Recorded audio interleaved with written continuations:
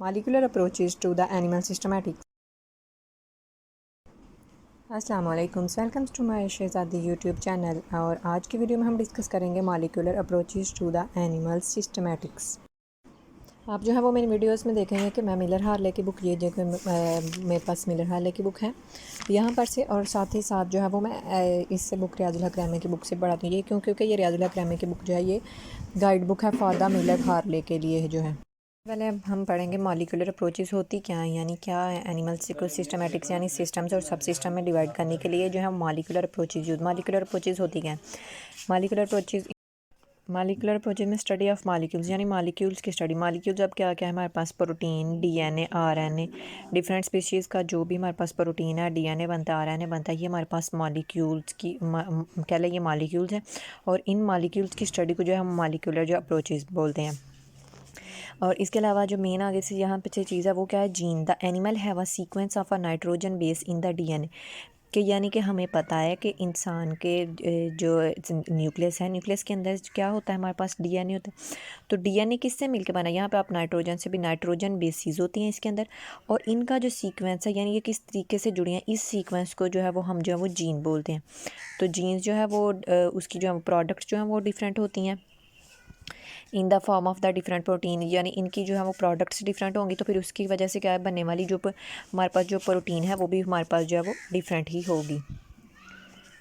यहाँ पे है कि बहुत ज़्यादा रिसेंट जो ईयर्स हैं उसमें क्या होता रहा है कि मॉलिक्यूलर टेक्निक्स जो हैं वो हमें टेक्सोनोमिक स्टडीज़ में जो हम हेल्प आउट करती रही हैं। The relatedness of animal is reflected in the gene products and the animals produced in the form of the gene themselves. उन्होंने कहा कि हमें जो है वो हमने कहा कि दो चीज़ें हमें सिमिलर जो है वो लगती हैं, लेकिन क्यों सिमिलर लगती हैं? उसकी बेस क्या है कि वो उनकी जीन की प्रोडक्ट, यानी जीन्स की प्रोडक्ट क्या होती है? प्रोटीन ही। हमें पता है कि जीन्स जो है वो मैसेंजर आरएनए के थ्रू आगे से जो है वो किस चीज़ को बनाने में हेल्प आउट करती हैं? प्रोटीन बनाने में हेल्प आउट करती हैं। और एनिमल्स जो है वो, और इनके अलावा जो उनके अंदर जो जीन्स थी, ये तो जीन्स की प्रोडक्ट थी, जो उसकी बेस क्या थी? जीन। तो जीन में भी सिमिलैरिटी हो सकती है और इसकी वजह से जो है जीन की सिमिलैरिटी किस तरह हो सकती है? उसकी सीक्वेंस नाइट्रोजन की। और यहाँ से जो है हमने सिस्टमैटिक्स जो है इन दो चीज़ों की बेस के ऊपर जो है वो हम जो है वो स्टडी करते हैं। नेक्स्ट कह रहा है related animals have a DNA drive from the common ancestor, यानी हमने कहा कि उनके डीएनए सेम है। डीएनए सेम रिलेट कर रहे हैं हम, सेम हो रहा है। किस तरह से हो रहा है?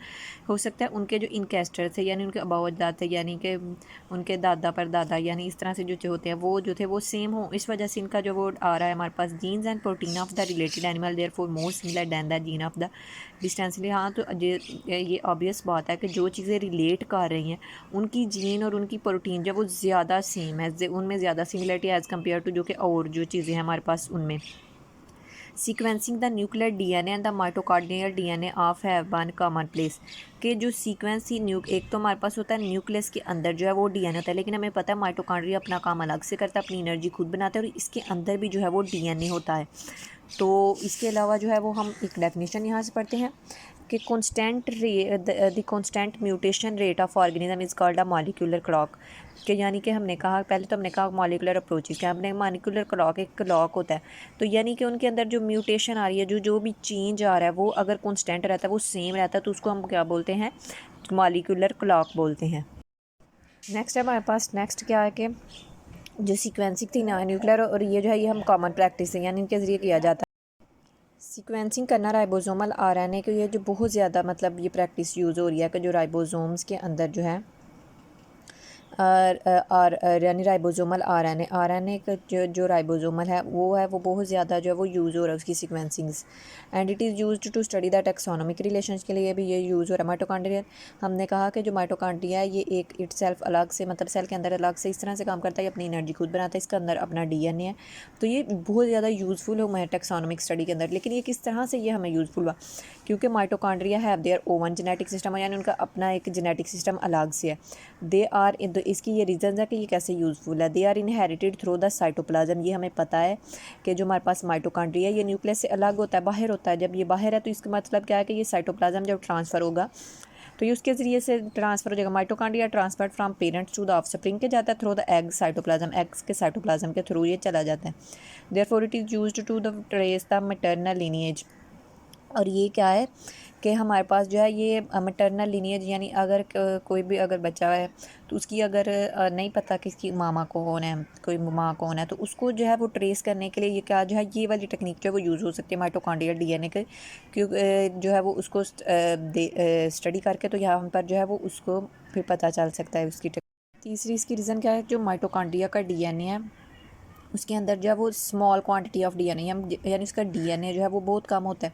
It change and a relatively constant state, और अगर उसमें कोई चेंजिंग आनी भी है तो वो एक कॉन्स्टेंट होती है, यानी ये नहीं है कभी ज़्यादा चेंजिंग आ गई या कम चेंजिंग है, इसलिए ये ज़्यादातर जो है ये बेनिफिशियल है। कह रहे हैं ऑल थॉट मॉलिक्यूलर टेक्निक्स है proven to be extremely valuable चीज़, यानी जो मॉडर्न की टेक्निक्स हैं माना हमने ये बहुत ज़्यादा अच्छी हैं, वैल्यूएबल हैं टैक्सोनॉमी में, लेकिन ये नहीं है कि ट्रेडिशनल जो पुराने मेथड से वो इसके ने रिप्लेस कर दे, बल्कि वो भी मौजूद हैं। जैसे कि कहते थे कि इलेक्ट्रॉनिक मीडिया आ गया तो प्रिंट मीडिया यानी अखबार ख़त्म हो जाएगा, अखबार ख़त्म नहीं हुआ, चाहे कि इलेक्ट्रॉनिक मीडिया यानी टीवी वगैरह पे खबरें वगैरह आई हैं वो भी मौजूद हैं, वो भी रिप्लेस नहीं कर पाए। Molecular traditional method of investigation will probably भी always be use to complement each other in taxonomy की, यानी इनमें सही कंपटीशन एक होता रहता है कि इससे भी यूज़ किया जाए या इससे यूज़ किया जाए। आज की वीडियो बस इतना है। अगर वीडियो अच्छी लगे तो लाइक करें, शेयर करें, कमेंट्स करें, चैनल को सब्सक्राइब करें। Thank you.